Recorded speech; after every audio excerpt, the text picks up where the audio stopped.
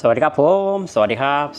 บพ่อแม่พี่น้อง FC ไทยลาวทุกคนวันนี้เป็นวันที่26พฤศจิกายนปีพศ2568ทุกคนวันนี้เราก็ยังเกาะติดสถานการณ์น้ำท่วมที่อำเภอหาดใหญ่จังหวัดสงขลาทุกคนเนาะจังหวัดสงขลา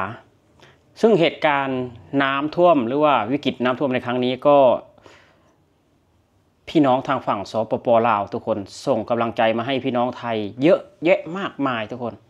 แล้วก็ได้รับการช่วยเหลือจากพี่น้องคนลาวคนหนึ่งที่มาทำธุรกิจที่ประเทศไทยนั่นก็คือบ่าววินทุกคนบ่าววินวิลเลียมเนาะพ่อค้าออนไลน์อันดับต้นๆของประเทศไทยเลยก็ว่าได้ทุกคนเนาะเขาก็บริจาคเงินช่วยเหลืออำเภอหาดใหญ่นั้นหรือว่าจังหวัดสงขลานะทุกคน1 ล้านบาทเนาะทุกคน1 ล้านบาทถือว่า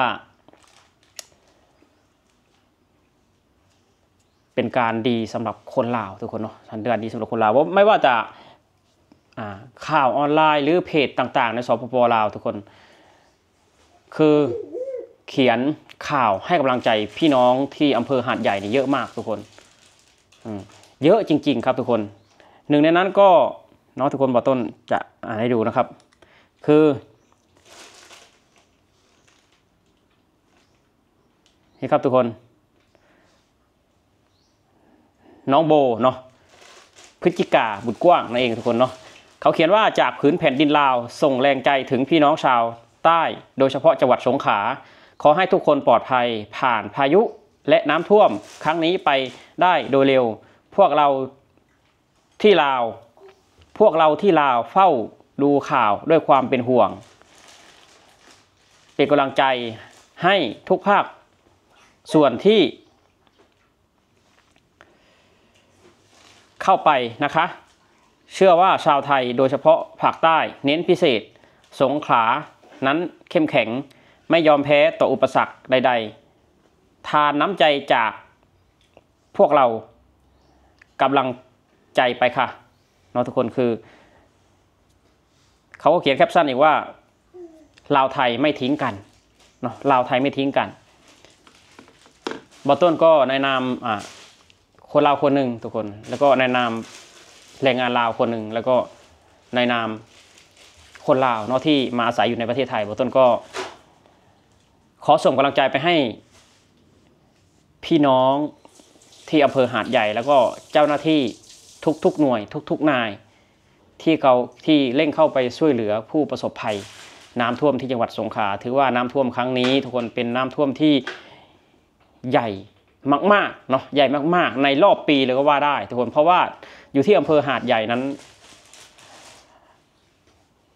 บ้านบางหลังมิดหลังคา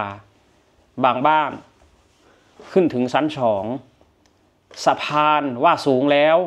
ประชาชนเอารถไปจอดน้ำก็ยังตามขึ้นไปท่วมประชาชนบางคนหนีน้ำท่วมอดข้าวอดน้ำ2-3 วันทุกคนก็เห็นใจครับทุกคนเห็นใจเจ้าหน้าที่แล้วก็เห็นใจคนที่ได้รับความเดือดร้อนครับบอต้นก็มีแต่ส่งกำลังใจไปให้เนาะส่งกำลังใจไปให้พี่น้องคนไทยทุกๆคนส่งกำลังใจไปให้ครับทุกคนคือหัวจิตหัวใจของคนไทยแล้วก็หัวจิตหัวใจของคนลาวตอนนี้อยู่ที่อำเภอหาดใหญ่ครับทุกคนไปรวมกันที่อำเภอหาดใหญ่ครับจังหวัดสงขลาครับเพื่อส่งกำลังใจให้พี่น้องที่ถูกอุทกภัยน้ำท่วมในครั้งนี้เนาะถือว่าขอให้พ้นผ่านวิกฤตไปได้ด้วยเร็ววันพรุ่งนี้วันมะรืนนี้ก็ขอให้เหตุการณ์นั้นปกติได้อย่างรวดเร็วเนาะทุกคนคือไทยลาวเนี่ยเขาส่งกำลังใจให้กันอยู่แล้วทุกคนไม่ว่าจะน้ำท่วมอยู่ที่สปป.ลาววังเวียงเนาะคนไทยก็ส่งกำลังใจไปให้พี่น้องฝั่งลาวพอน้ำท่วมที่อำเภอหาดใหญ่จังหวัดสงขลาคนลาวก็ส่งกำลังใจมาให้พี่น้องไทย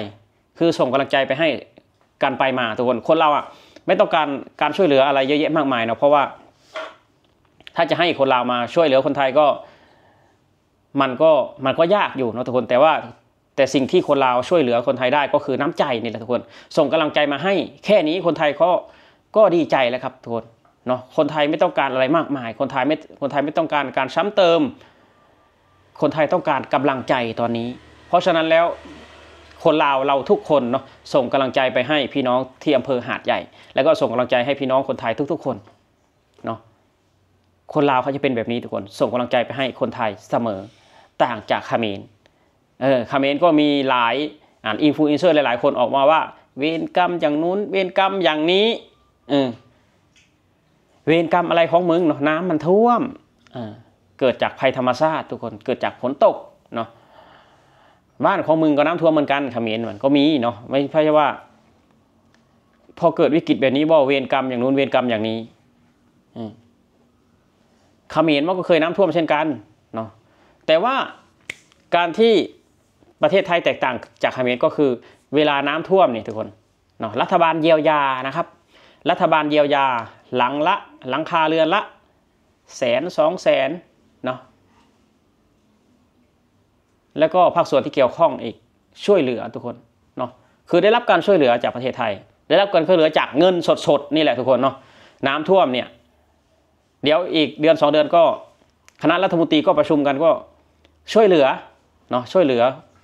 ภัยพิบัติครั้งนี้แต่ว่าที่ประเทศอื่นไม่มีเหมือนเขมรไม่มีคือเขมรเนี่ยต้องช่วยเหลือตัวเองเนาะเพราะฉะนั้นแล้วอย่ามาพูดว่าเวรกรรมเลยเนาะมันคือภัยธรรมชาติแต่ว่ารัฐบาลของคนไทยนะเขาช่วยเหลือแบ่งเบาความทุกข์ความลำบากของประชาชนบ้านเขาเนาะทรัพย์สินที่เสียหายรัฐบาลก็ชดเชยให้ครับนี่แหละคือประเทศไทยทุกคนเนาะนี่คือประเทศไทยครับบ่าวต้นก็วันนี้บ่าวต้นกับบ่าวแจ๊บจะไปบริจาคไปซื้อของไปบริจาคไม่ว่าจะข้าวสารอาหารแห้งหรือว่าไข่นี่น่าจะไม่ได้นะไข่ทุกคนเนาะไข่ก็ต้มมาม่าเนาะได้อยู่ไข่ข้าวสารอาหารแห้งบ่าวแจ๊บจะพาไปไม่รู้พาไปที่ไหนวันนี้น่าจะสายใหม่ทุกคนเนาะบ่าวต้นก็จะไปประมาณบ่าย2 โมงเนาะสิ่งที่ไหนที่เราช่วยเหลือได้เราก็ช่วยเหลือตามที่กำลังเรามีทุกคนตามที่กำลังเรามีเนาะคือบ่าววินเขาเป็นนักธุรกิจเขาเป็นอินฟลูเอนเซอร์อันดับ1เนาะทุกคนเขาก็ช่วยเหลือเยอะเรามีแค่ไหนเราก็ช่วยกันตามกำลังที่เรามีทุกคนเนาะเพราะฉะนั้นแล้วเราต้องช่วยกันในเหตุการณ์แบบนี้กำลังใจสำคัญที่สุดทุกคนข้าวสารอาหารแห้งเพราะว่าคนที่ถูกอุทกภัยนั้นออกไปตลาดออกไปร้านสะดวกซื้อไม่ได้อาศัยแต่เจ้าหน้าที่ไปแจกจ่ายให้กินเพราะฉะนั้นแล้วคนลาวทุกคนเนาะถ้าคนลาวทุกคนคิดจะช่วยเหลือพี่น้องที่จังหวัดสงขลาอยากตอบบุญแทนคุณประเทศไทยที่เรามาอาศัยที่เรามาทำงานเนี่ยก็เข้าไปเสิร์ชหาในอินเทอร์เน็ตว่าอยู่ที่ไหนเขารับบริจาคช่วยเหลือน้ำท่วมที่จังหวัดสงขลาเนาะเข้าไปเสิร์ชอยู่ในโทรศัพท์ของเราใกล้ที่ไหนไปที่นั่นทุกคนมาม่า2 ห่อหรือว่าข้าวสาร2 โล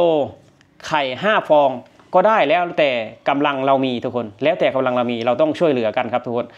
ไม่ว่าคนไทยคนลาวเราต้องช่วยเหลือกันช่วงนี้คือเราจะส่งกำลังใจไปให้พี่น้องที่จังหวัดสงขลาเพื่อต้านกับภัยพิบัติน้ำท่วมครั้งนี้ทุกคนน้ำท่วมมันจะสู้น้ำใจของคนได้ยังไงเพราะฉะนั้นแล้วเราร่วมมือร่วมใจกันคนละไม้คนละมือคนละ5 คนละ10ช่วยไปให้พี่น้องที่อำเภอหาดใหญ่นั้นได้รับได้ทานได้ดื่ม